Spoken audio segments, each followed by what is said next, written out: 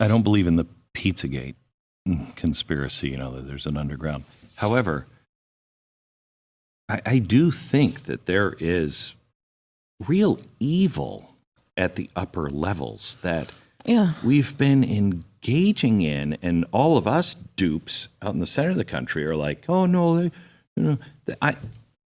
how prevalent is the massive corruption and the evil with. Well, like I mentioned earlier, the more you look at the people that were around Epstein, even before Epstein gets involved, it becomes very clear that what he was doing was not out of the ordinary for these particular groups, especially like arms dealers, like Adnan Khashoggi. He had an alleged harem of women that he used to blackmail powerful people in the private and public sectors on his yacht, and all other sorts of types of people. Robert Keith Gray, a PR executive that started working for Adnan Khashoggi around the same time Jeffrey Epstein allegedly did, has an alleged history of sexual blackmail for the CIA. And then you have allegations of Roy Cohn, the well-known New York mob attorney, also being involved in sexual blackmail stuff, begins working for Adnan Khashoggi in the same period of time in the 1980s. I mean, the more you look, it's quite it's prevalent. But, how prevalent it is, I can't really say, but it definitely does influence our politics, and that's disturbing. Is the Clinton Foundation involved in any of this? It just is... So I don't know exactly, those types of activities. I have no evidence for that, and I haven't looked into it. So I'm not going to say it's not happening, but I just don't know because I haven't looked. Right. But when like I mentioned earlier about the Epstein-Clinton relationship, he goes from Ponzi schemes to Clinton fundraising. Then he's involved with a lot of the 1996 controversial fundraisers that were investigated by Congress. Clinton leaves office. He's flying around in Epstein's plane, setting up the Clinton Foundation and the Clinton Health Access Initiative, and even credits Jeffrey Epstein back in 2003 with designing a lot of the philanthropy that became the Clinton Foundation, specifically the HIV/AIDS program. Wow. So you have a serial financial criminal creating basically the Clinton political slush fund post-presidency. Have you seen any connections in Ukraine? It's the hotbed of a lot of really nefarious players. Yeah, I haven't looked into it specifically because a lot of my timeline that I did for the book, stops before years like 2014 when there was this, basically a coup. With Victoria Nuland and some of these people from the Obama administration and all of that. So unfortunately, I haven't personally explored that, but I think it's, even mainstream media before the recent conflict there was, pretty open about the corruption in Ukraine. So I don't know your politics, and it's not important to me. What's important to me is your character and your work, which is phenomenal. But I'm guessing you and I don't necessarily agree on policies. Maybe, I don't know. I just, at this point, I think my politics are I don't want the government to be run by organized crime. That's what I think that's a starting point for most Americans. Let's start there. Right. That's what I was driving to is there are big things on the table that no one's talking about. And we're all focused on the little stuff they've used to divide and conquer us this whole time. And big things are happening, and basically we are being herded into a techno-feudalism, slavery. I don't know. There's a lot of different names for it going around, but it's not good. Right. And it's organized crime, running the show. At the highest levels, and also evil. It's just getting so dark. And, I'm to the point where, can you give me 9 of the top 10 Bill of Rights? You know what I mean? Do you agree with those? Give me anything that is foundational. They're all being destroyed. All of them. They don't mean anything anymore. But those are the things that can bring us together. And they do, I'm sure you're called a radical conspiracy theorist.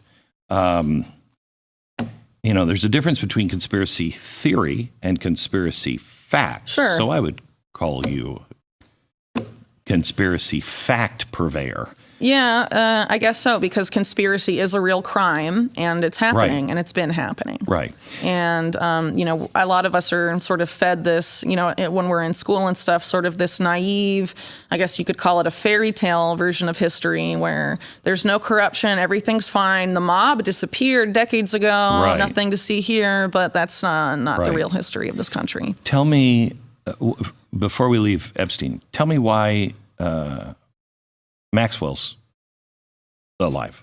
Oh, I think it's pretty obvious. She's going to cooperate with the people that supported that operation, and she's not going to spill anything. She got moved from the prison where I think she was at the same prison where Epstein died, and now she's has been described as a country club prison in Florida. That wouldn't have happened unless she was like, yeah, just leave me alone, please. I'll do whatever you want. All right, let's. I think she knows from her father's death who not to double cross and who runs the show. Yeah. How does this involve the regular person? Why should the regular person care about this kind of corruption? In just talking about Epstein, the financial crimes, they're very significant and are just sort of a microcosm of what has basically been the looting of the American public for decades. You look at people like Catherine Austin Fitts and Mark Skidmore, who have calculated about $21 trillion of U.S. taxpayer money that's just gone missing from the House of Urban Development and the Department of Defense. Right. It's probably more than that. Where is it being... Where'd it go? Where'd it go? Yeah. Who took it? I remember. And it's still happening. And now we're having the standard of life in the U.S. being degraded. Inflation's increasing. The squeeze is on thanks to manufactured food and energy crises. And I think a lot of the stuff we're seeing being built for us, people are currently perhaps unwilling to accept. But when they're cold and hungry and desperate, you're exactly right. I think that some people will be more willing. You're not improving my mood much. Well, it's we have to understand what we're facing in order to solve it, right? And a lot of people deal with it. Mm-hmm.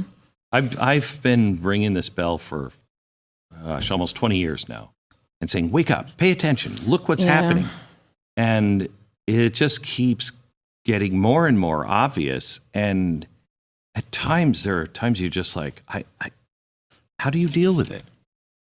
Well, I'm a mother, and I just, I have to keep going. I don't know. I have to keep saying something because my kids are going to live in this world. Right. And there's certain things that I just find unacceptable. And I think every parent probably does at this point. So, it doesn't really matter anymore. And I think also if you're looking at this from like the energetic spiritual level, it we have to keep fighting because what's the alternative and what does that mean for us even after we're gone? Yeah. Right. So let me, I first ran into you and your work. I don't remember where I saw you, but you were talking about transhumanism. Mm-hmm. And this is something that, again, I think I was talking about this in the 90s. And saying... It's been going on a long time. A long time. Mm-hmm. And saying that this is what life is going to head towards, and it's not good, and we should probably have a conversation now. We are on the verge of this. This is happening. It could happen... Faster than ever, yeah. Yeah, it could happen 20, 25, 30, 35. It's here now. Yeah. Explain what transhumanism is. And why it is so dangerous. Yeah, so I'll just probably start with the history of it. So there was a man named Julian Huxley. He's the brother of the famous author Aldous Huxley.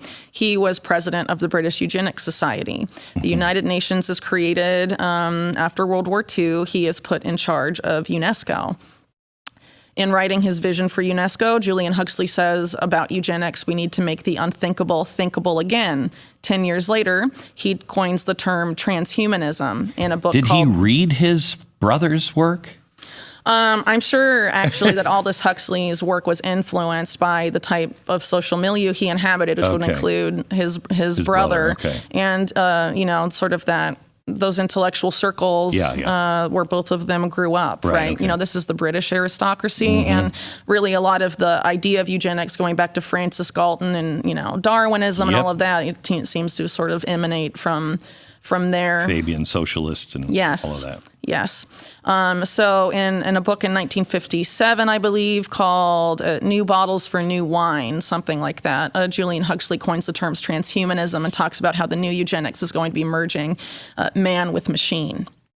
So this is basically eugenics rebranded, and a lot of people that funded eugenics causes of the past, like the Rockefeller family, are big proponents of transhumanism today, and it's getting increasingly problematic.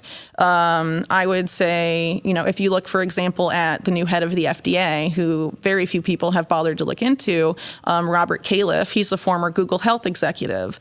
Google Health has a joint venture with GlaxoSmithKline called Galvani Bioelectronics. I think the former head of that was Moncef Slaoui, who was in charge of Operation Warp Speed, and their focus is what they call bioelectronic medicine, which is, injectable nanotechnology that can manipulate your central nervous system. What are the implications of that? We have the person that just purchased Twitter, making a brain chip company. He's also a major contractor to the U.S. military. He has a major conflict of interest with Chinese Silicon Valley equivalents like Tencent.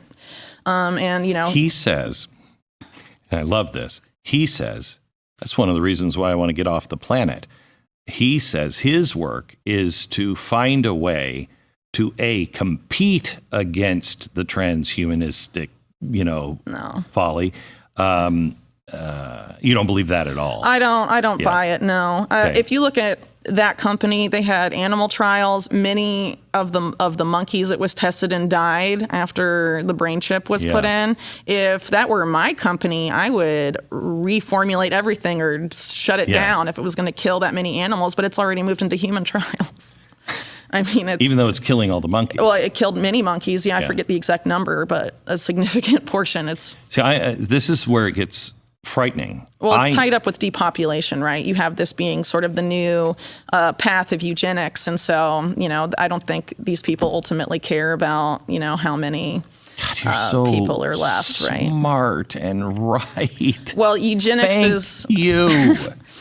I mean, people like to act like eugenics disappeared, and it hasn't. It's just rebranded. And if you look at the history, it's very clear, and it's very disconcerting. That's why everything you're seeing that is coming out of policy all over the world, all of the World Economic Forum seems so look Malthusian. At Canada, the medically assisted death, originally it was going to be for terminally ill people. Now people are pitching it to homeless people in Canada saying, you're too poor to live. Do you want to kill yourself? How do we not remember what happened last time? Well, I think some of these people, you look at the Rockefellers, they funded what happened last time. Yeah. A lot of that money that was used to set up the Nazi eugenics program came from the Rockefeller Foundation, and that's a matter of record. They've tried to go back and say, oh, we're sorry, but they're funding a lot of this stuff now.